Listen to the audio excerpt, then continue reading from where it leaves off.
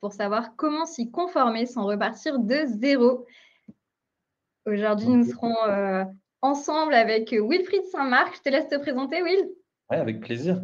Donc, je suis UX manager au sein de l'équipe Adelium depuis 2019 et je suis responsable des activités de développement d'applications mobiles, de solutions métiers et d'applications web aussi, avec une bonne compétence technique, mais vous le verrez au cours du webinaire. Et pour ma part, enchantée, je suis Pauline Perrier, donc je suis business stratégiste au sein d'Adelium et je suis également la responsable du département études et stratégies avec une forte dimension contenu. Donc, le contenu aura toute sa place aussi aujourd'hui. Côté Adelium, donc on est une agence digitale. Historiquement, on a implanté à Strasbourg depuis 2010, mais on a aussi une antenne à Marseille. C'est pour ça qu'il y a un peu plus de soleil de mon côté que chez Will. Mais ça, c'est parce que je suis méchante. Au niveau de ce qu'on fait, nous, on est des concepteurs de projets digitaux ambitieux. On accompagne nos clients sur les volets conseil, conception, design, donc contenu, mais aussi le développement et toute la partie maintenance et optimisation des performances, notamment en génération de leads. Et au niveau de nos clients, on a des profils de clients très divers, mais ils ont un point commun, c'est qu'ils ont l'envie de mettre l'utilisateur au cœur de leur projet. Et donc, c'est tout naturellement que les problématiques d'accessibilité ont intégré notre approche. Et cette approche, on l'instille depuis longtemps auprès de nos clients historiques comme Triba, Quigan ou encore Airbus, qui seront quelques exemples qu'on aura notamment l'occasion de vous présenter aujourd'hui. Carrément, carrément. Avant d'entrer dans le vif du sujet, on aimerait vous poser une petite question. Petit sondage rapide, hein. Avez-vous déjà audité l'accessibilité de vos produits digitaux? L'idée, c'est vraiment un peu de comprendre là où vous en êtes, savoir comment on va orienter certaines parties du webinaire. Donc voilà, je vous laisse un peu répondre. Normalement, il y a un sondage qui doit s'afficher dans le volet de droite. Vous avez aussi, pour plus tard, je le dis, le temps que vous répondiez, que vous trouviez le sondage, vous avez une partie de chat où vous faites parler. Il y aura nos modératrices Gaëlle et Chloé qui vous répondront, mais aussi une partie questions. Normalement, vous la voyez avec un petit point d'interrogation. Et cette partie, Will et moi, on y a accès. Donc, on essaiera de vous répondre en temps réel. On s'excuse d'avance, il y a des petits temps de latence parce qu'on est lancé à fond dans un sujet, mais on vous promet qu'on fera au mieux pour vous répondre. Donc, Chloé, est-ce que voilà, il y a un sondage qui apparaît.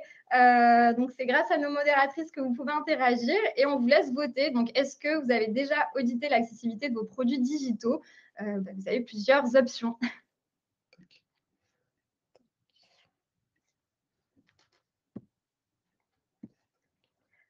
Ok, je vois que ça évolue. Il y en a pas mal qui l'ont déjà fait, mais il y en a qui attendent aussi qu'on vous convainque aujourd'hui. Donc, on va faire mieux, Will. Grosse pression. Allez.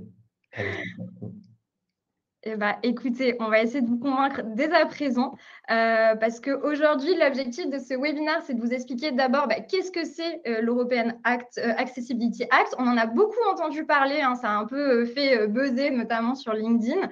On a l'impression qu'il y a tout qui va changer au 28 juin et que ça va changer pour tout le monde.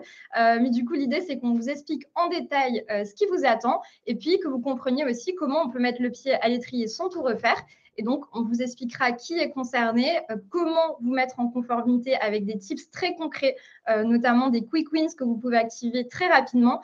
Et Will, qui est notre expert au niveau des outils côté Adelium, vous fera aussi une démonstration, une présentation plutôt de quelques outils qui peuvent vous servir. La pression. Du coup, pourquoi l'European Accessibility Act a autant fait parler de lui vis-à-vis de l'accessibilité numérique? Il y a une réponse très simple, c'est que l'accessibilité numérique, ça concerne 100 millions de personnes dans l'Union européenne. Donc, quand on va parler d'Europe, aujourd'hui, on parle vraiment de l'Union européenne. Donc, voilà, je recentre un petit peu le périmètre. Donc, ça concerne à peu près un adulte sur 4. Donc, autant vous dire que ça nous concerne tous de près ou de loin. Le sujet, il était déjà adressé depuis longtemps en France. On va voir une frise chronologique, mais ce n'est pas un sujet qui est nouveau. En revanche, l'EAA va avoir un impact sur la manière dont on l'adresse et sur les personnes qui sont dans l'obligation légale désormais d'adresser le sujet. J'en une petite question, Pauline, parce qu'on en parlait beaucoup pendant qu'on préparait ce webinaire. On n'a pas de données sur le nombre de personnes en handicap propres à l'usage des produits digitaux. Donc, c'est vraiment un chiffre global et on n'a pas de données précises sur ce pourcentage.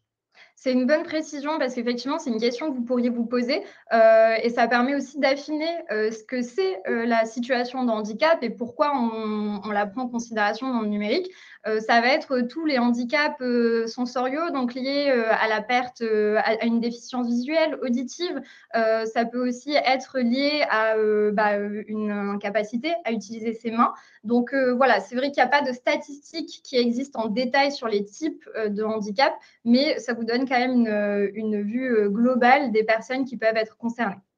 Et du coup, pour que toutes ces personnes dont on vient de parler aient accès aux services numériques, mais les services numériques, ce n'est pas qu'un ordinateur, c'est le téléphone avec les applications, ce sont les bornes de paiement, les terminaux pour retirer de l'argent, pour commander un billet de train. Voilà, c'est beaucoup de systèmes digitaux. Aujourd'hui, le numérique, il est partout.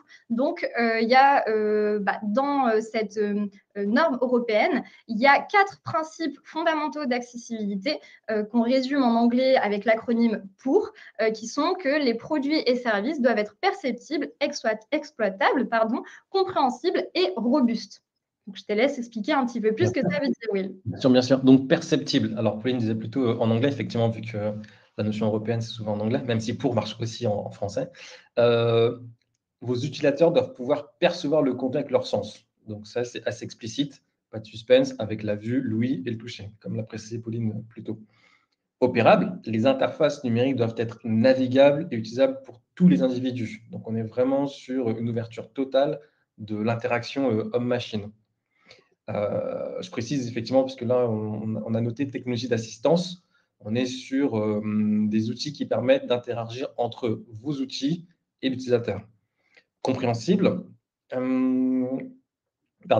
oui, compréhensible, avec understandable pour le fameux pour. Le contenu et les interactions doivent être clairs et prévisibles. Donc, éviter effectivement les formes alambiquées, les suppositions. Il faut vraiment que le contenu soit facile d'appréhension, que ce soit au niveau du contenu, des images et autres supports. Et robuste, donc les produits numériques doivent fonctionner avec différents appareils et technologies d'assistance, mais surtout doivent tenir dans le temps. Donc, il y a une grosse notion de maintenance à prendre en compte. D'accord. Et la bonne nouvelle, Will, si je peux me permettre, c'est que effectivement, ce sont des principes fondamentaux pour l'accessibilité, mais en fait, on le retrouve en bonne pratique pour le contenu ou la création de sites web en général. Totalement, totalement d'accord avec toi. Pauline l'évoquait plus tôt, la fameuse timeline, donc ce n'est pas un sujet nouveau. En 2017, le Parlement européen et le Conseil de l'Union ont officiellement adopté donc la directive qui était relative à l'exigence d'accessibilité, donc applicable aux produits et services. Encore une fois, ce n'est pas destiné que aux sites internet et applications. D'accord. En 2023, il y a la transposition nationale. Il faut savoir que depuis l'année dernière, c'est une obligation sur les sites publics administratifs et que c'est cette année, à partir du 28 juin 2025, que ça s'ouvre à des sites privés. Donc, tous les nouveaux produits et sites doivent être accessibles. Par contre, tous les sites produits sur le marché avant cette date ont jusqu'à 2030 pour se mettre en conformité. Et je rappelle que si vous avez des questions, n'hésitez pas à utiliser le petit point d'interrogation dans la barre. Alors, je pense que pour vous, c'est aussi en bas à droite. Donc, voilà, n'hésitez pas si vous avez besoin qu'on éclaircisse certains points. On va faire un petit focus sur la partie transposition nationale. Donc vous avez peut-être déjà entendu parler du RGAA, donc le référentiel général d'amélioration de l'accessibilité.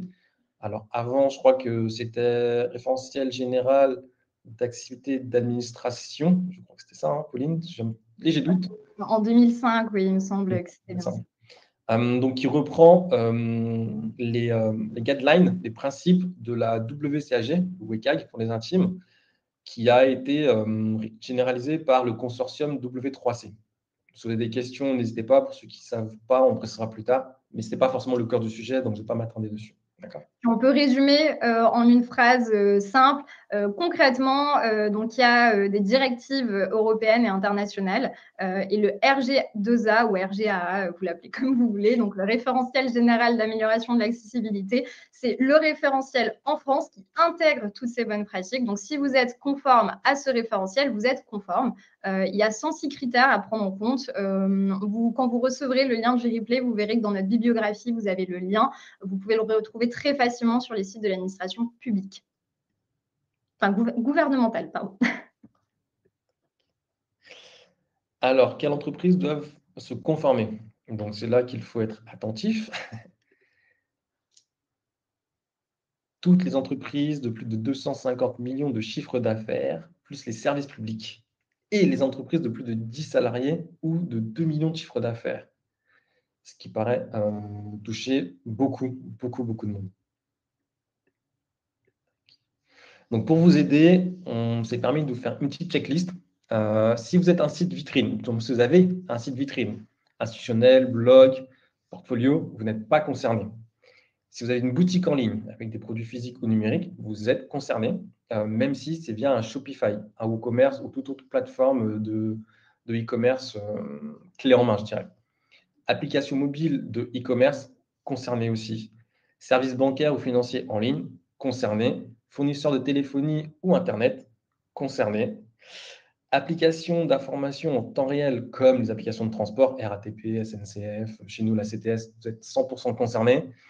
Plateforme communautaire sans la partie e-commerce, vous n'êtes pas concerné, mais encore une fois, il faut vraiment prendre la notion de e-commerce qui va devoir être prise en considération dans cette réglementation. Marketplace, donc on est sur e-commerce, mais là on est sur la notion de vendeur-revendeur. Concerné aussi. Réseaux sociaux avec interaction entre utilisateurs, vous êtes concerné. Les jeux en ligne avec achat, concernés. Et tout ce qui est plateforme B2B, donc on va dire professionnel à professionnel ou intranet, n'est pas concerné, sauf qu'il y a un usage grand public. Ça fait beaucoup de cas. Mais pour préciser concrètement, si vous êtes site vitrine, donc vous êtes concerné. Si vous êtes une TPE de moins de 10 personnes. Pour site vitrine. Pardon? Un site vitrine, pas concerné.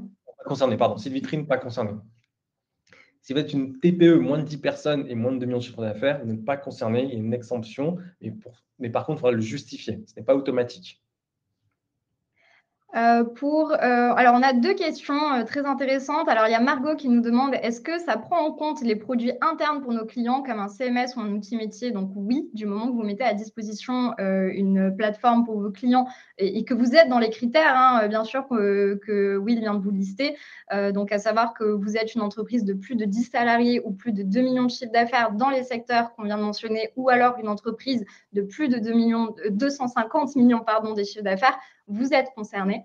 Et on a aussi une question de Céline qui demande est-ce que ça concerne uniquement les nouveaux produits ou est-ce que les anciens produits les anciens produits ont jusqu'en 2030 pour se mettre en conformité et du coup, quid des fonctionnalités sortant sur des anciens produits déjà en usage? La bonne pratique, là, veut que vous vous mettiez aux normes dès que vous commencez à publier des nouvelles fonctionnalités à partir du 28 juin 2025.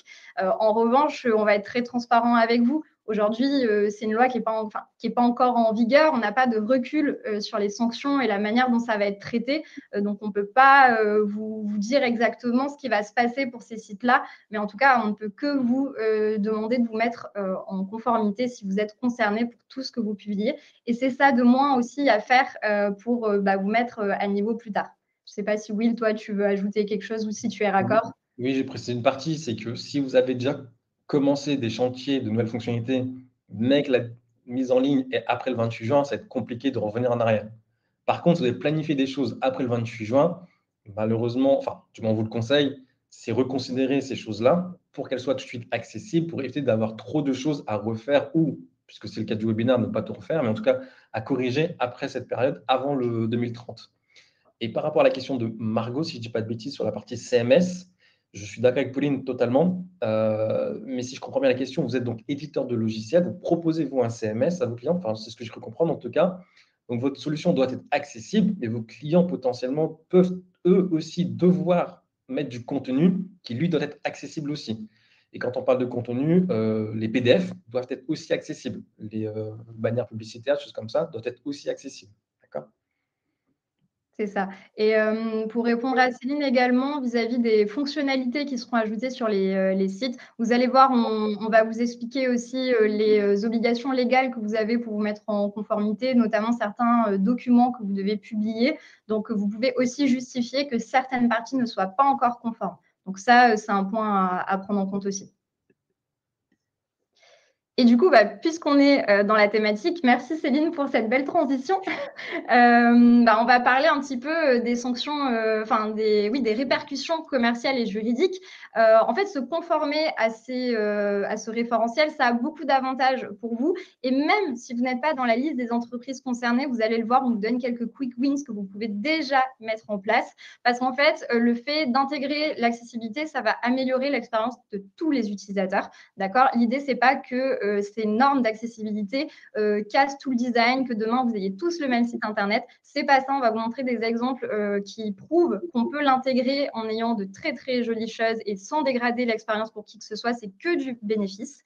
Ça augmente aussi vos opportunités commerciales sur le territoire de l'Union européenne. En fait, cette directive, elle est née parce que plusieurs pays, enfin tous les pays abordaient l'accessibilité de manière différente. Et donc, l'idée, c'était d'harmoniser les pratiques pour que les plus petites entreprises qui ont moins de moyens puissent notamment aller attaquer d'autres marchés. Donc, vraiment, ça vous permet de conquérir plus de parts de marché. Et puis aussi, il faut savoir qu'aujourd'hui, il y a très peu d'acteurs accessibles. Et donc, le coût pour les personnes en situation de handicap est très élevé. Et donc, en fait, le fait de pouvoir aligner tous les acteurs, ça vous rend plus accessible ça permet aussi d'aligner les prix. L'image de marque, on est convaincu de la répercussion sur l'image de marque. Dans 5 ans, les sites qui ne seront pas assez accessibles, il y aura un impact négatif sur l'image de marque. Le SEO aussi, parce que ça va améliorer votre taux de rebond, ça va améliorer l'impact sur les robots qui vont scanner les pages. Et du coup, en fait, ça peut être que du bénéfice. Et puis aussi, il faut le dire, il y a quand même des sanctions juridiques, financières qui peuvent être assez lourdes. Donc, on ne peut que vous recommander de vous conformer, surtout si vous êtes concerné par l'European Accessibility Act. Alors, par rapport à tout ça, il y a une partie technique. Forcément, dans notre cas, on va parler de site internet, d'applications mobiles. Je ne sais pas si vous connaissez les textes alternatives, une petite balise, un attribut alt que l'on ajoute à des images qui va être très important, qu'il est déjà aujourd'hui, comme l'a évoqué Pauline, sur la partie SEO. La navigation au clavier, qui est un élément très important pour permettre, comme je l'ai évoqué plus tôt, à différents outils de faciliter la navigation sur votre outil. Donc, la lisibilité des textes, le design, la structure sémantique, toutes ces choses qui sont aujourd'hui anodines pour des personnes en non-situation de handicap sont fondamentalement clés pour accélérer l'accessibilité. Alors, ce ne sont pas des choses complexes à mettre en place, mais effectivement, c'est des petites choses comme ça qu'il faut identifier avant de pouvoir passer à l'étape de nouvelles fonctionnalités, en tout cas. Il y a Céline qui nous demande, est-ce que les sites vitrines seront concernés en 2030 ? Alors, pour l'instant, ils ne le sont pas. Il n'y a pas de texte qui dit qu'ils le seront un jour ou pas, mais il y a des chances que les choses évoluent dans ce sens. Donc, notre préconisation, c'est de se poser des bonnes questions sur quel est le niveau d'effort pour être accessible dès maintenant et si ça devait arriver, être prêt à ce que ça arrive. Mais pour l'instant, il n'y a aucune information sur ça le sera ou ça ne le sera pas. Et David nous demande, les solutions web mobiles à moitié privées et publiques comme les solutions pour un CHU, donc un centre hospitalier universitaire, doivent aussi être conformes, il suppose. Oui, pour le coup, oui. Voilà. Et effectivement, il y a aussi une question qui concerne le référencement naturel. Alors, je vais passer très, très vite parce qu'on a beaucoup de choses à vous dire et qu'on a peu de temps. Mais en fait, simplement, l'optimisation de vos contenus en améliorant les performances du site Internet et l'engagement, ça va forcément envoyer un signal d'autorité aussi. Et c'est aussi par la structure sémantique. Alors ça, Will vous donnera un petit peu plus d'informations techniques parce que c'est vraiment son périmètre et on a quelques slides qui sont prévus. Mais forcément, plus vous optimisez votre site, plus ça a un impact positif pour votre référencement. Et donc, au niveau des sanctions, voilà, on en a parlé un petit peu. Donc, comme on vous le disait, on n'a pas encore de boule de cristal pour savoir exactement comment ça va être appliqué, quelles seront exactement les infractions qui valent tel pan de la fourchette ou tel pan plus élevé de cette fourchette. Mais concrètement, vous vous exposez à des amendes allant jusqu'à 50 000 € par problème en fonction de la gravité. Et aussi, s'il y a des infractions répétées, vous pouvez avoir des amendes supplémentaires et avoir des amendes journalières jusqu'à résolution du problème. Au niveau des autorités, donc comme on vous l'a expliqué, c'est une législation qui va viser l'Europe, donc qui va être chargé de donner ces sanctions. Et bien en fait, en France, ce sera l'Arcom. Si votre site adresse le marché français, et puis si vous adressez un marché européen, ce sera les autorités du marché adressé qui interviendront. Ça veut dire quoi, Pauline? C'est-à-dire que si mon site est en .fr et en .de, j'ai l'Arcom en France et l'autorité d'Allemagne qui va aussi regarder, c'est ça? C'est ça, exactement. Ok, d'accord. Et du coup, vous devez vous dire que ça va coûter très cher, tout ça. Donc, Will, est-ce qu'il faut tout refaire? Non, non, effectivement, comme je l'évoquais plus tôt, sur les sites qui sont déjà en ligne, non, il ne faut pas tout refaire. 2030, certes, ça arrive vite, mais vous avez encore le temps. Pour les sites qui sont en cours de développement, qui vont sortir juste après le 28 juin, par exemple le 29 juin, c'est pas impossible selon vos plannings. Non, il ne faut pas tout refaire, puisque, encore une fois, on va le voir un peu plus tard, il y a la possibilité d'expliquer l'état actuel de votre site et montrer une démarche. Mais en tout cas, nous, ce qu'on vous conseille, c'est 4 choses importantes. Auditer, sensibiliser vos équipes, corriger les points d'accessibilité sur une feuille de route claire et partagée à l'ensemble de votre organisation, et forcément avoir une vision long terme sur comment maintenir l'accessibilité. Au niveau d'auditer, donc on l'a évoqué, la structure de page et la sémantique HTML. Moi, j'aime bien parler de traitement de texte, se dire que votre page Internet, c'est un peu comme un document Word ou autre, avec un titre, un sous-titre, des paragraphes, des choses comme ça, et surtout une table des matières. Les lecteurs audio vont lire votre page web un peu comme ça, avec c'est quoi le titre, c'est quoi les sous-titres, etc., et permettre la navigation rapide aux personnes en situation de handicap qui utilisent ces lecteurs audio. Donc, il est très intéressant de se dire, avant d'attaquer sur mon back-office, je vais écrire un fichier doc avec ce que je veux mettre sur ma page, titre, sous-titre, paragraphe, et structuré comme ça. Ce qui est après au développement de savoir ce qui est le fameux H1, H2, H3, H5, etc. Au niveau des contrastes et de la typographie, forcément, il y a des tailles de typo qui sont recommandées. Le contraste, c'est qu'on n'écrit pas du vert clair sur du vert foncé. C'est très difficile à lire, ça ne marche pas.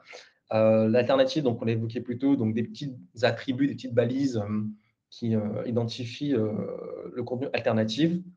La notion de formulaire échant, c'est tout ce qui est, par exemple, message d'exemple sur comment remplir le champ. Il faut qu'il soit limpide, clair. Quand on est en train de saisir un formulaire de demande de devis, par exemple, ou de prise de contact ou newsletter, il faut que le lecteur puisse voir que ce champ en question est en cours de saisie. C'est appelle un état focus, avec une bordure de couleur, par exemple, des choses qui sont très, très efficaces.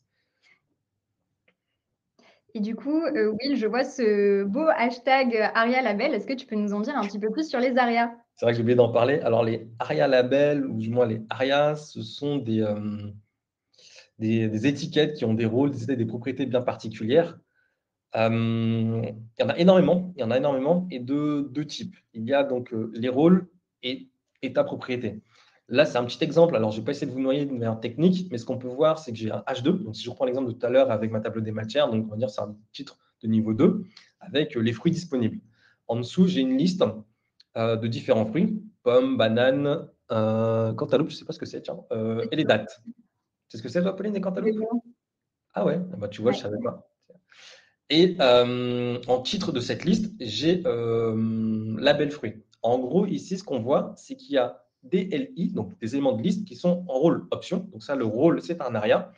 Puis, il y a un ARIA set size de 16 qui dit que j'ai une liste totale de 16 éléments et un ARIA pose inset de 5, 6, 7, 8. Dans l'exemple ici, on voit que banane, c'est le 6e élément d'une liste de 16. Un lecteur audio va lire comme ça. La banane, 6e élément d'une liste totale de 16. Donc, la façon dont vous avez structuré votre site, la façon dont vous avez structuré vos éléments vont devoir être lus par des lecteurs audio. Et les ARIA sont des éléments qui permettent d'amener de l'information contextuelle pour faciliter la compréhension globale à vos utilisateurs. J'espère ne pas vous avoir perdu par rapport à ça.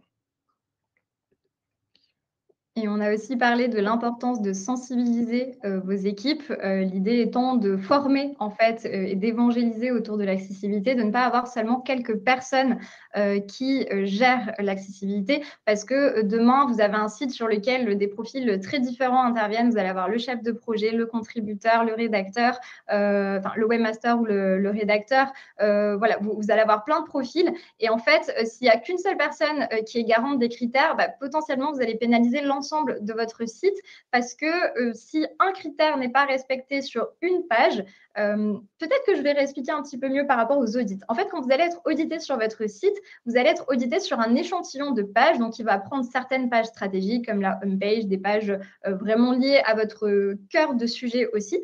Et puis, en fait, si vous invalidez un critère sur cet échantillon de pages, eh ben, vous allez l'invalider pour l'ensemble de l'audit. Et donc, vous ne serez pas bon sur ce critère. Ça ne veut pas dire que tout l'audit tombe à l'eau non plus, mais quand même, c'est dommage pour une personne qui aura fait une erreur à un endroit que ça pénalise le reste du site. Donc, c'est très, très important que vous intégriez l'accessibilité, que vous formiez vos équipes, que ce soit les designers, les développeurs, les product ou project managers, mais aussi les marketeurs qui vont devoir donner les consignes souvent sur être la voix du business dans les projets où on conçoit un site ou une application.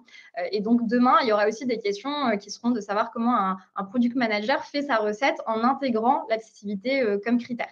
Et puis, voilà, vous pouvez aussi vous appuyer sur des agences qui ont cette expertise et qui ont des profils formés à l'accessibilité pour vous guider, pour former vos équipes, mais aussi pour vous accompagner. Chez Adelium, c'est ce qu'on propose, donc n'hésitez pas si vous avez des besoins. On comprend que la formation peut être un coût, ça c'est évident, surtout si on est nombreux dans vos équipes. Par contre, on conseille d'au moins former une personne qui sera lead, vraiment pour accompagner et suivre les évolutions. Parce qu'aujourd'hui, il y a un certain nombre de critères. Ces critères peuvent évoluer, il peut en avoir plus demain. Et c'est important de garder un œil sur cette partie-là. Et oui, avant de passer à l'étape de la correction des problèmes, on a Amandine qui nous demande Role Option, ça veut dire quoi? Et je pense que c'était suite à ta slide sur les Ouais, ARIA. pour revenir dessus, aucun souci. Alors ici, c'est pour montrer que dans ma liste de fruits, chaque fruit est une option. Donc en gros, on définit quelle est la typologie du rôle de la ligne dans ma liste. Et il y a plusieurs types de rôles. Donc là, l'exemple, c'est option, mais il y a des rôles qui sont boutons, input, des choses comme ça. Checkbox, c'est un rôle aussi. Quel est le rôle vraiment de l'élément du code présent ici? Ce qui va permettre aussi au lecteur audio de comprendre que ici, la pomme est une option de ma liste de fruits à la position 5 sur une liste maximum de 16 éléments. J'espère que ça répond à la question. On l'espère aussi. Et David, on a vu votre question en Instagram pour la partie sur les outils. On y reviendra, promis. Je te laisse la parole, oui. Aucun souci. Donc, après avoir identifié les problèmes d'accessibilité via l'audit, après avoir sensibilisé vos équipes, il est important de forcément passer dans cette phase de correction. Comme je l'ai dit plus tôt, ça ne sert à rien de vouloir tout corriger d'un coup, surtout si votre site est déjà en ligne, vous avez jusqu'à 2030. Là, pour le coup, il faut vraiment identifier ce qui seront donc les quick wins, on va en parler juste après, et avoir une feuille de route claire. L'important, c'est d'apporter de la clarté sur les liens et les boutons. L'état focus que j'évoquais plus tôt sur les champs de saisie, la compatibilité de lecteur d'écran avec les fameux ARIA et les balises alternatives, et surtout éviter les contenus tiers dont vous ne maîtrisez pas le niveau d'accessibilité, tout ce qui est iframe. Donc, il arrive parfois qu'on intègre des éléments d'un partenaire parce que c'est plus simple et c'est plus rapide, mais on ne maîtrise pas son niveau d'accessibilité et ce serait dommage que ça vous pénalise vous. Donc, évitez autant que faire se peut, ou du moins solliciter des partenaires qui utilisent des contenus accessibles. On a une question très intéressante de Valérie qui nous demande il y a des recommandations pour supprimer les balises vides, sauf qu'elles sont générées par le CMS lui-même, un éditeur WYSIWYG de contenu CMS. Pour les retirer, il faut retravailler le CSS. Comment ne pas tomber dans du dev spécifique versus un CMS pour régler les problèmes d'accessibilité? Très, très bonne question. Malheureusement, certains outils de CMS n'ont pas pris en considération cette génération de contenu qui pollue la lecture, dans le cas ici de lecteur audio. C'est surtout choisir les bons outils. Alors, dans votre cas, c'est déjà un outil, vous avez déjà des choses mises en place. Il faudra forcément repasser derrière. La difficulté, c'est que quand on contribue sur un blog, il y a pas mal d'articles, des choses comme ça. Là, je ne peux pas donner une réponse concrète sans avoir vu comment c'est généré. mais ce serait de se dire qu'un de vos profils en interne doit avoir une appétence technique pour repasser malheureusement derrière ce code et nettoyer ce qui est généré. Soit c'est l'éditeur qui évite la génération d'éléments polluants, soit c'est quelqu'un chez vous qui repasse après. Entre les deux, alors il pourrait y avoir demain des outils automatiques qui, on parle beaucoup d'IA en ce moment, qui pourraient le nettoyer. Aujourd'hui, à ma connaissance, ce n'est pas encore disponible, mais comme c'est une réglementation qui arrive et que vous ne serez pas les seuls à avoir ce problème, il y a forte chance que ce soit vite mis en ligne. On peut parier là-dessus en tout cas.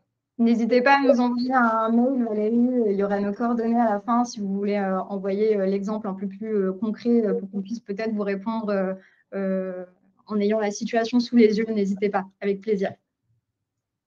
Et donc, on passe aux quick wins parce qu'il y en a plein, comme on vous disait, même si vous n'êtes pas encore concerné. Déjà, rien ne dit que vous ne le serez jamais.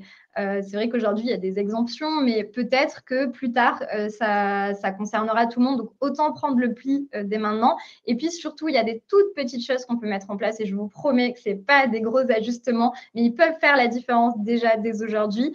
Et ça peut avoir un gros impact parce que déjà, c'est potentiellement vous adressez 27% d'audience en plus, mais en plus, vous améliorez votre image de marque. Donc, vraiment que du bonus. Vous n'êtes même pas obligé de passer par la lourdeur administrative qu'on va voir par la suite si vous n'êtes pas concerné, mais vous pouvez déjà optimiser vos images. Ça veut dire, on fait attention aux images qui ont des chiffres ou qui ont du texte. On pense à optimiser la description si c'est le cas, ou alors on fait attention si on a des images décoratives à ne pas surcharger les alt textes pour ne pas surcharger aussi le lecteur d'écran qui va lire absolument tout ce qu'il y a sur l'écran, donc pour permettre d'améliorer l'expérience. Ajouter des transcriptions aux vidéos. Alors ça, c'est déjà une super pratique sur les réseaux sociaux parce qu'on le sait, beaucoup d'utilisateurs regardent dans les transports ou à côté de personnes, ils ne peuvent pas avoir le son et donc on a vu des taux d'engagement qui ont drastiquement augmenté grâce à la transcription vidéo, grâce aux sous-titres. Donc ça, c'est une super pratique à mettre sur votre site et je vous garantis que ça va autant améliorer l'expérience pour les personnes qui sont en situation de handicap que pour les personnes qui ne peuvent pas regarder avec le son. Prévoyez aussi des boutons pause pour les vidéos, les carousels. Prévoyez le titrage des tableaux, c'est très important pour les lecteurs d'écran. Complétez bien vos balises, que ce soit les titres, les signes alt, et soignez vos contrastes aussi, notamment vis-à-vis de vos chartes graphiques. Voilà, faites attention à avoir des chartes où on arrive à avoir, on évite le blanc sur gris par exemple, mais vous pouvez le faire peut-être, mais en utilisant les bons outils pour aller vérifier que vous respectez les règles. Et ça, je ferai la passe décisive à Will tout à l'heure pour vous parler de ces outils un peu plus en détail. Mais d'abord, j'ai quelques exemples à vous montrer. D'abord avec Airbus. Donc, nous avons redesigné l'ensemble des sites Airbus Group, donc airbus.com, le site Aircraft, ACJ, ACH. Vraiment, on a mis en place tout le design de la Web Factory. Et donc, vous pouvez voir qu'on a pris en compte l'accessibilité. Donc, déjà, au début de ce GIF ou GIF, ça, c'est un débat comme le pain au chocolat ou la chocolatine. Vous pouvez le voir au début, on peut appuyer sur pause sur la vidéo dans le Hero. Et puis, on a beaucoup d'effets de hover. Mais en fait, tout est accessible, tout a été contrôlé. Et donc, ça vous prouve qu'on peut avoir un design très immersif, quelque chose de très moderne, tout en gardant, tout en respectant les règles d'accessibilité. J'ai aussi un autre exemple pour vous. Alors là, ça va être un petit jeu. Je vais vous demander de commenter dans le chat. Je vais aller regarder ce qui se passe dans le chat. Pourquoi, selon vous, cet exemple n'est pas accessible? Alors lâchez-vous, j'attends vos réponses. Je vous donne une petite minute. Alors, Sarah dit la couleur a un sens. Mais dans ce cas-là, si la couleur a un sens, pourquoi ce n'est pas accessible? Exactement, merci Margot. Ce n'est pas accessible parce que la couleur doit toujours être accompagnée d'un texte ou d'un symbole.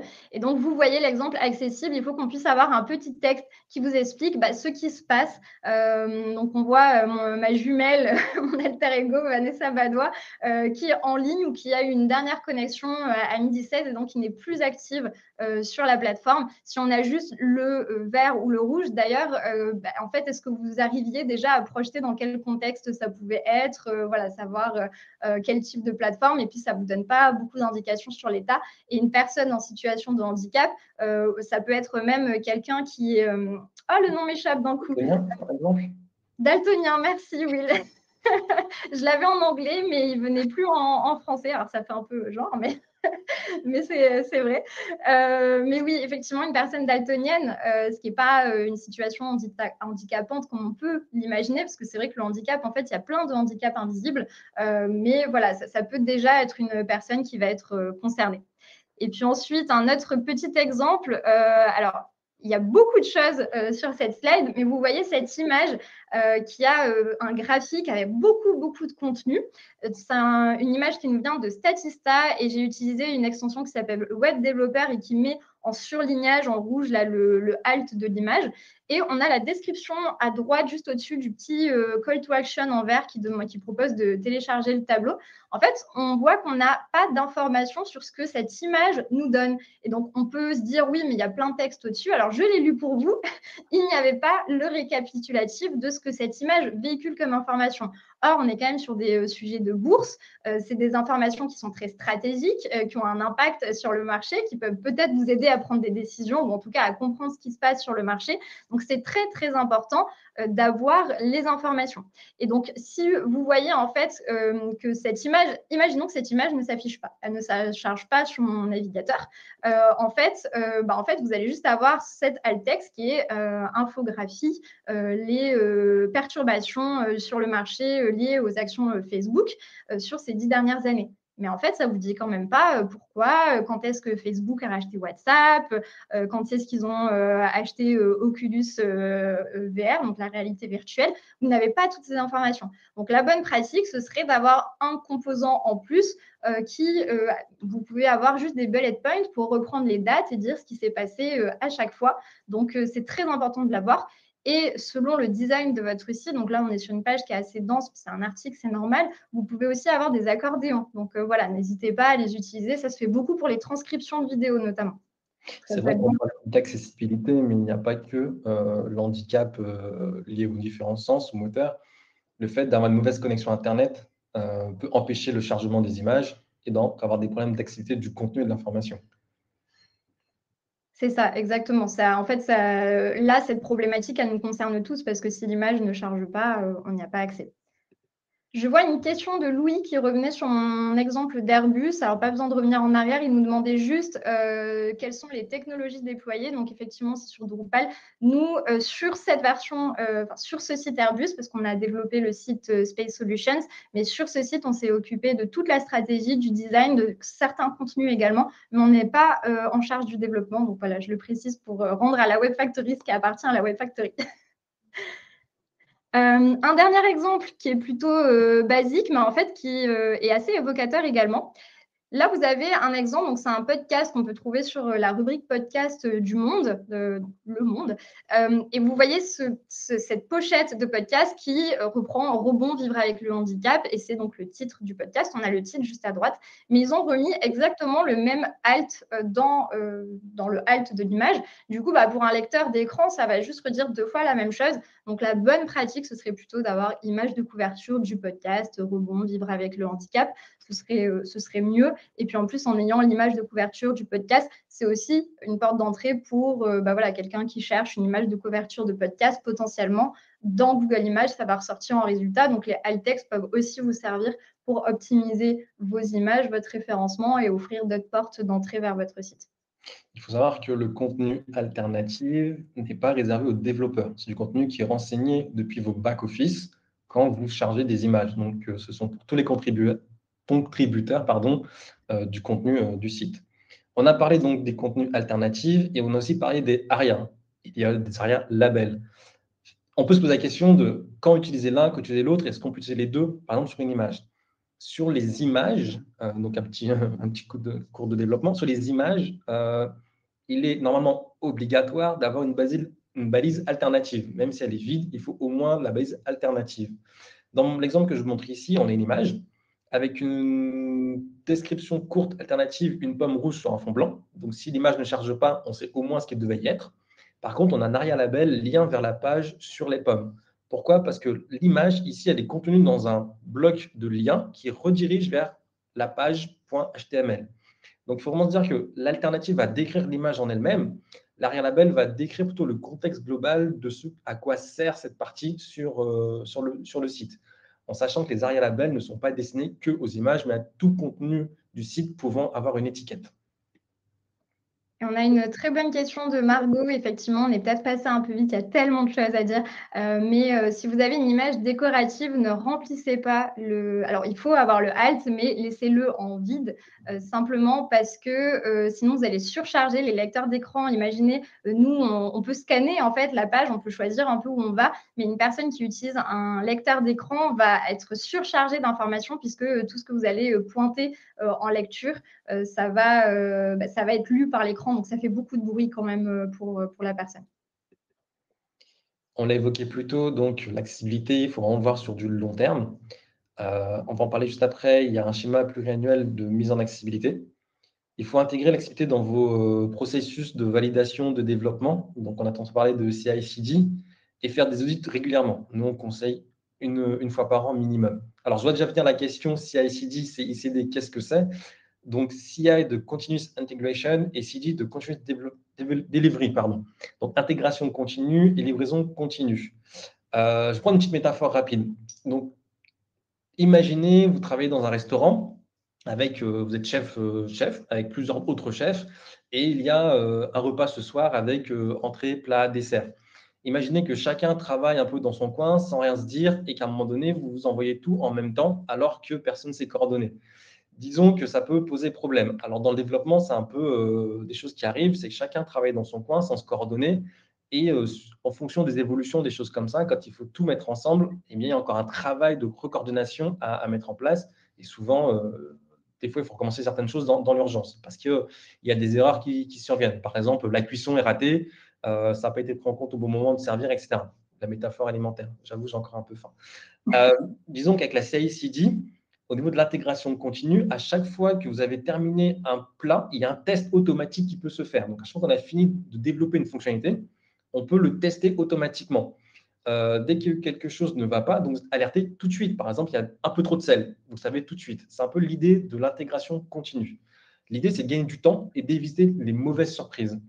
Sur la livraison continue, donc continuous delivery, c'est vraiment se dire que dès que quelque chose est prêt, on l'envoie. Alors, ça peut être mis en production, en pré-production, mais on ne garde pas forcément ça à côté sur notre code personnel ou pour éviter que le plat refroidisse, pour faire simple dans la métaphore alimentaire. L'idée, c'est de rendre beaucoup plus réactif le développement, accélérer les temps de validation aussi en interne, mais surtout pouvoir faire des tests aussi humains. Il y a des tests automatiques, mais il est important de faire des tests humains. Lecteur audio, par exemple, c'est pour tester une page, un contenu, une fonctionnalité rapidement. Donc, c'est vraiment très important d'inclure ce type de process dans vos phases de développement et d'intégration de contenu, évidemment. Will, est-ce qu'on a le temps de prendre une petite question de Philippe qui nous demandait, alors je reviens en arrière, désolée, mais pour l'ARIA-label que tu montrais, est-ce qu'il n'aurait pas fallu plutôt le mettre sur le lien plutôt que sur l'image? Qu'est-ce que tu en penses? Alors, on peut effectivement mettre l'ARIA-label sur le lien, tout à fait d'accord. La difficulté, c'est dans la lecture, on va lire effectivement le lien vers la page sur les pommes, puis une pomme rouge sur un fond blanc, en sachant qu'en tant qu'utilisateur, je vais cliquer sur l'image et non pas sur le lien. En tant qu'utilisateur qui a la capacité et donc en non-situation de handicap, je vais moi cliquer explicitement sur une image et non pas sur un lien, puisque ce lien est masqué. Par contre, si on avait un texte accéder à la page, on aurait eu l'ARIA-label sur ce lien et non pas sur l'image. C'est là où, en tant que pratique, il faut aussi se mettre dans l'usage de, en tant qu'utilisateur, quelle est l'action que je vais mener. Je vais cliquer sur l'image pour accéder à la page. Super, merci Will. Je te rends la parole pour parler de l'accessibilité dans le… non, pardon, je retourne en arrière. Moi, j'ai fait des retours en arrière. Donc, vis-à-vis de l'accessibilité dans le temps, donc on vous a beaucoup parlé d'obligations administratives, de documents qui doivent figurer sur votre site. Et l'un d'entre eux, donc si votre site était déjà paru avant le 28 juin 2025, c'est que vous devez faire paraître le schéma pluriannuel. Qu'est-ce que c'est? C'est un schéma qui s'étale sur 3 ans pour lister toutes les ressources humaines et financières que vous prévoyez d'affecter à la prise en compte de l'accessibilité. Et il va exposer les grands chantiers que vous allez entreprendre avec le rétro-planning associé. Donc, on peut voir ça un peu comme une preuve de bonne foi et la déclaration, en tout cas, du fait que vous avez bien pris en compte le sujet en interne et que vous mettez des choses en place pour le faire. Et donc là, on vous a mis quelques petits screenshots pour vous donner des idées de sites que vous pouvez aller voir. Donc là, on vous a mis celui de la SNCF et de la BNP Paribas, parce qu'effectivement, si vous regardez sur accessibilité-numérique.gouv, ils vous donnent tous les prérequis qu'il faut avoir, mais c'est quand même moins concret que de voir des bons exemples qui ont déjà été mis en place par des groupes qui sont des institutions. Et donc, Céline demande, le schéma pluriannuel doit être affiché sur tous les sites, les sites concernés, dont on a fait la liste un peu plus tôt. Après, si vous avez décidé d'engager des chantiers, pourquoi pas? En plus du schéma, il y a la déclaration. Donc, il est nécessaire de préparer cette déclaration pour chaque produit ou service qui relève donc de l'EAA. Elle affirme que le produit respecte les exigences d'accessibilité. Quand elle est bien rédigée, elle doit inclure plusieurs éléments. Un mécanisme qui permet aux utilisateurs de signaler des problèmes, donc soit un lien vers un mail ou un formulaire, quelque chose comme ça, qui permet vraiment aux utilisateurs de dire « Ok, à cet endroit, il y a un problème ».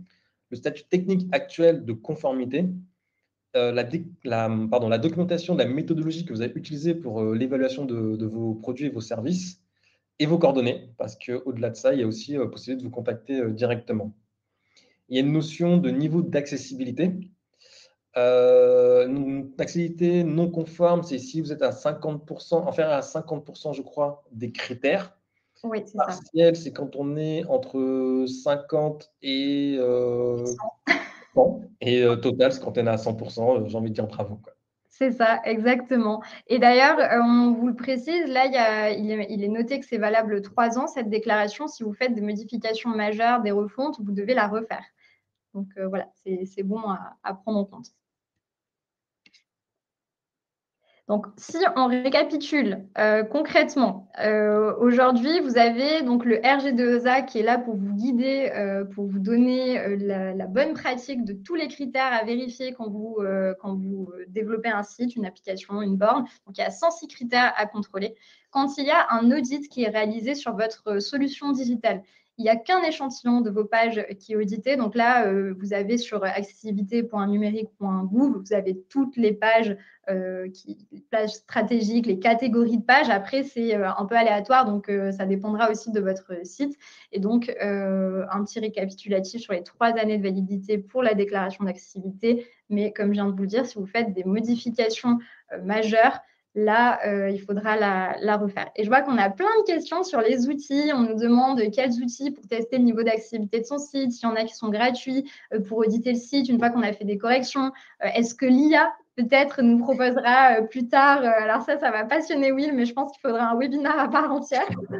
Donc, en fait, vous nous faites une super passation pour parler des outils. Donc, Will, je te passe la main. Carrément.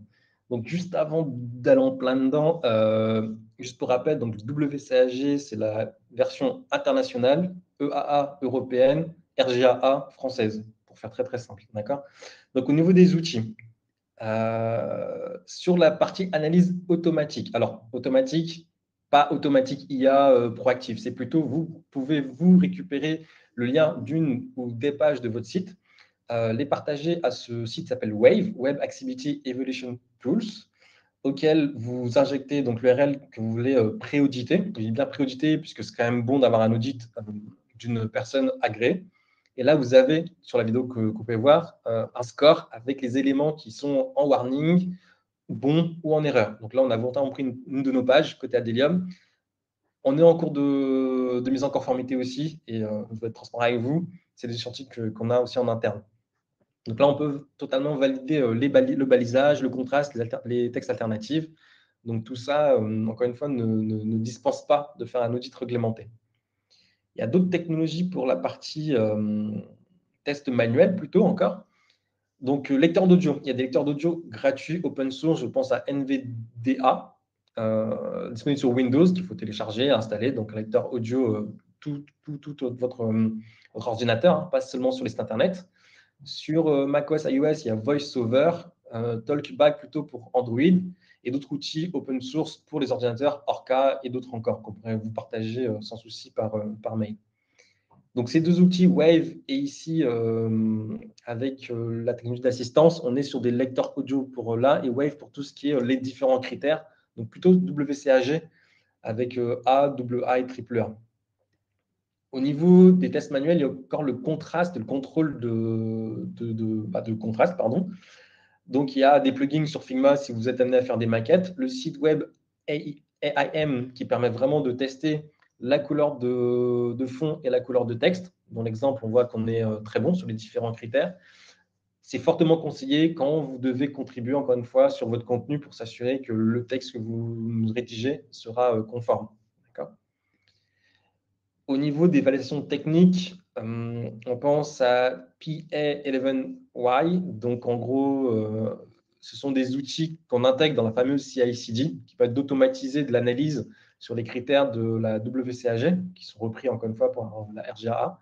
Il y a Tenon, Atiti qui a été développé par PayPal, qui sont grosso modo des technologies similaires qui permettent vraiment d'identifier ce qui peut pêcher. Donc là, dans l'exemple que je vous montre, on a un tableau de bord qui permettent de voir quelles sont les pages qui sont conformes, non conformes, et par page, quels sont les critères de non-conformité ou de conformité. Encore une fois, ça ne remplace pas un audit d'une personne agréée. Ça permet vraiment d'avoir un autodiagnostic pour évaluer grosso modo la charge de travail. Est-ce qu'on est complètement dans le rouge ou est-ce qu'on est dans la bonne direction? Il y a énormément d'autres outils. Je pense à Axe DevTool, qui est un plugin accessible depuis des navigateurs comme Chrome, Accessibility Insight, Art Toolkit, DinoSniper, TPG, Lighthouse, que pas mal de personnes connaissent, des développeurs et aussi d'autres contributeurs, aussi disponibles depuis Chrome par défaut. Je ne sais pas si Pauline, tu voulais dire quelque chose ici ou pas? C'est bon pour toi. Oui, effectivement. L'idée, c'était de dire que si vous avez besoin d'être accompagné, on peut vous accompagner. Donc, vraiment, n'hésitez pas à vous appuyer aussi sur nous. Je vous ai parlé forcément là des outils un peu en réaction, une fois que vous avez fait du contenu et que vous avez avancé sur vos sites qui sont existants, mais aussi des outils en proaction, vraiment pour éviter des mauvaises surprises, comme des générateurs de contenu alternatifs. Donc l'exemple que je vous montre, c'est un plugin que nous, Shadium, on a développé, qui est accessible sur certains de back-office de certains de nos clients plutôt. L'idée, c'est que j'injecte une image et le contenu alternatif est généré automatiquement. Effectivement, là, on utilise des modèles d'IA générative pour alimenter cette partie-là. Comme l'a précisé Pauline plus tôt, on est capable chez Adium de vous accompagner sur différentes formations, sur la conception. On a à cœur l'accessibilité dès la conception, dès le design. On a aussi la capacité, dès le mois de juin, d'auditer et de vous accompagner dans la mise en place de bonnes pratiques au niveau du RGAA. On a 3 formations à proposer à vos équipes, donc que vous ayez des profils contributeurs et webmaster, designer ou développeur. Donc vraiment, n'hésitez pas pour l'ensemble de vos équipes. Comme on vous l'a dit, c'est important que ce soit toute la chaîne de production qui soit intégrée. L'important de tout ce qu'on vient de vous dire, c'est qu'il ne faut pas oublier que l'accessibilité, c'est un voyage, pas une destination. Certes, le 28 juin, ça arrive vite. Si vous êtes déjà en ligne, vous avez jusqu'en 2030. Si le chantier est beaucoup trop gros, ce qu'il faut surtout, c'est toute la documentation qu'a présentée Pauline sur les déclarations et le plan pluriannuel pour montrer que vous avez entrepris des démarches. C'est une réglementation qui est nouvelle aussi pour le législateur.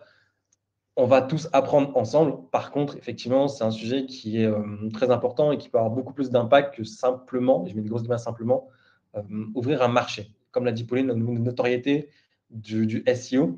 J'ai entendu tout à l'heure la notion de IA. Il y a beaucoup de technologies qui vont permettre demain de piloter des sites Internet. C'est des choses comme ça qui vont devoir être prises en compte. On a parlé un peu vite, mais on est dans les temps. Est-ce que vous On avez est des questions? dans les temps, effectivement. Donc, merci à tous pour votre écoute et merci pour toutes les questions aussi que vous avez posées. Ça fait plaisir de voir qu'on a pu avoir cette interaction avec vous. Donc, si vous avez d'autres questions, n'hésitez pas. La barre est encore disponible. On reste pour vous. Si vous avez des cas un peu plus concrets pour lesquels vous aimeriez nous poser une question, Vous avez nos coordonnées dans le mail qui vous sera envoyé avec la présentation. Donc, n'hésitez pas à nous contacter aussi directement. C'est notre prénom, nom de famille, donc pauline.perrier@adelium.com. Donc, voilà, n'hésitez pas. Et, Will, toi, il y a un tiret, non, sur Saint-Marc. Oui, il y a un tiret entre le Saint et le Marc, tout à fait, oui. C'est ça. Donc, wilfried.saint-marc@adelium.com. Donc, n'hésitez pas. Totalement, totalement. Je vois qu'il y a une question de Jérôme. Je me la mets juste ici, si ça ne t'embête pas. Tac. Avec À plaisir. l'heure de l'IA, peut-on s'attendre à des outils automatisés qui facilitent la mise en conformité de cette accessibilité? Peut-être, peut-être. La difficulté, c'est à quel moment c'est aussi réglementé par le législateur. Disons qu'il y a des outils aujourd'hui qui permettent aux utilisateurs de changer le contenu, la typo, etc., qui facilitent l'expérience. Demain, l'IA pourra effectivement permettre d'avoir de l'automatisation sur la mise en conformité. Par contre, à quel moment, effectivement, cette conformité est validée ou pas par le législateur, c'est un autre débat. Maintenant, si la question, c'est ajouter des arias ou des choses comme ça, tout va dépendre de la façon dont le code en amont a été généré. Et pour le coup, oui, l'IA évolue dans ce sens. Il vous reste 5 minutes. Si vous avez encore quelques petites questions, n'hésitez pas à profiter de ce temps d'échange. On vous laisse le temps de les rédiger.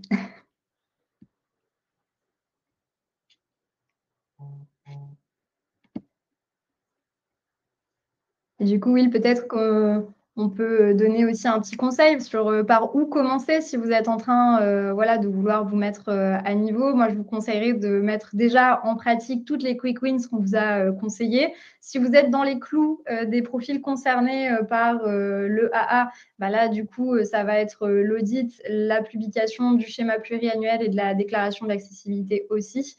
Et puis après, sur des chantiers un peu plus long-termiste, ce sera de former vos équipes pour pouvoir gérer en autonomie et en tout cas perpétuer les bonnes pratiques au sein de vos équipes.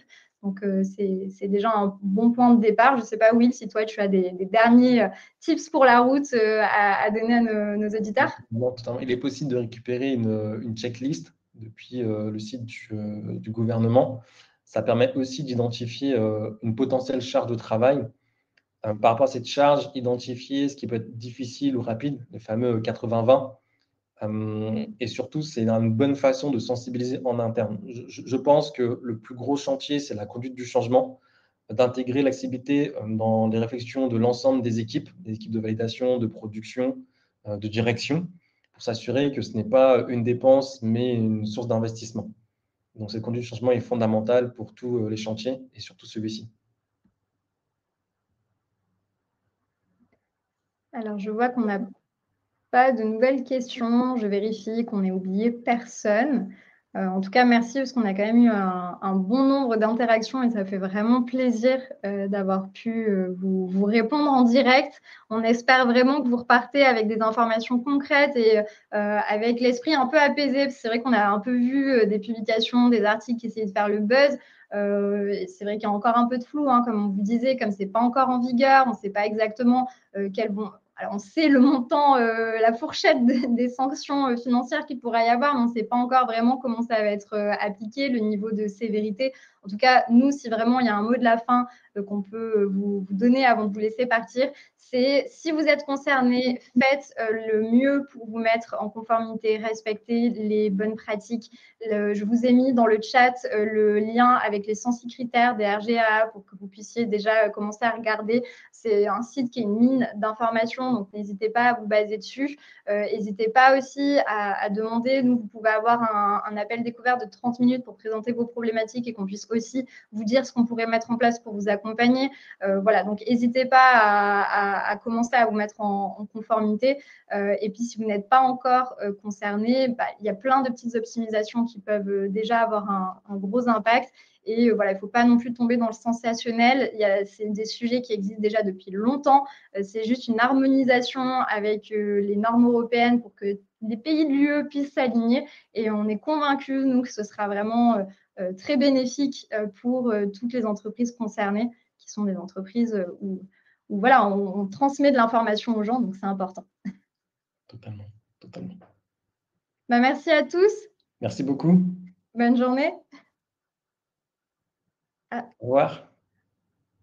Alors, je vois Margot qui nous dit un webinaire en focus sur le traitement de l'accessibilité, le travail dev design. Pourquoi pas? On prend le point. Carrément. Bonne journée à tous.